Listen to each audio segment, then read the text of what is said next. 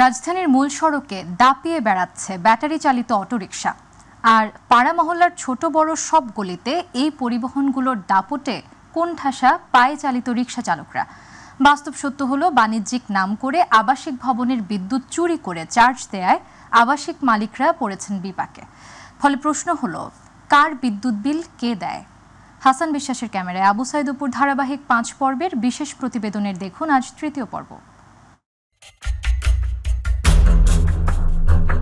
রাতের রাজধানীর মূল সড়কসহ অলিগলির চিত্র এমনই। কে শোনে কার কথা? আর হরেক রকম প্রকারভেদে ব্যাটারি চালিত ঝুঁকিপূর্ণ অটোরিকশা মন গড়া চলাচলের গল্প তো রয়েছে। অটোরিকশা বন্ধে নানা রকম বিগত সময়ে পদক্ষেপ নিলেও কাজের কাজ কিছুই হয়নি।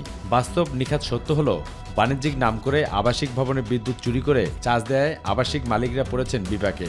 ফলে প্রশ্ন হলো, কার বিদ্যুৎ বিল কে দেয়?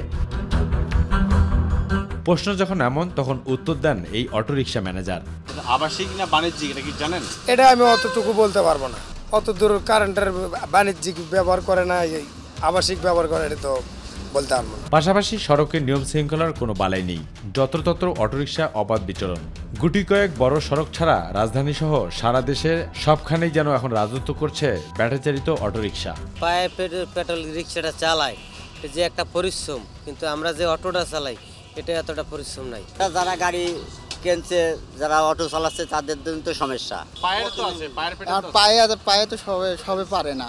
এখন যদি বন্ধ করে দেয়, আমাদের পেটে লাথি পড়বে। তবে কোনটি সনাতন রিকশার মোটর সংযোজন করা, আবার কোনটি স্টিলের বডি রিকশা, আর কোনটি বা অটোরিকশার আদলে ইজি বাইক, তা বোঝা বড় দায়।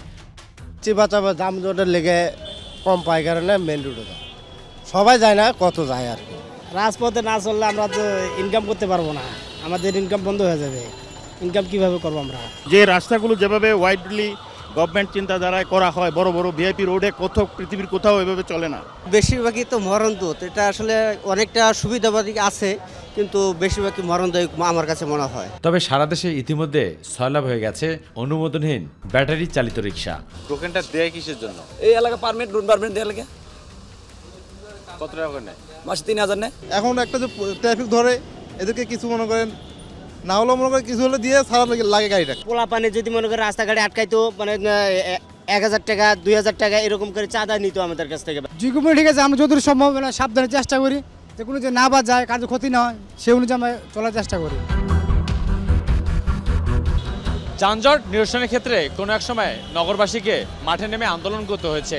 তবে এবার আন্দোলন করতে হবে এসব ব্যাটারি চালিত অটোরিকশাগুলো কারণ তারা যেভাবে মহাসড়ক, রাস্তায়, অলিতে গলিতে দাপিয়ে বেড়াচ্ছে, তাতে করে মানুষের মধ্যে প্রাণহানির যেমন শঙ্কা রয়েছে, তেমনি তাদের যে গাড়ির গতিবিধি, সেই গতিবিধি নিয়ে রয়েছে অনেকটা শঙ্কা। তবে এই শঙ্কা দূর করতে হলে সমন্বিত উদ্যোগের কোনো বিকল্প নেই। ফ্রাঙ্কফুর্ট থেকে আবু সাইদ, মাই টিভি, ঢাকা।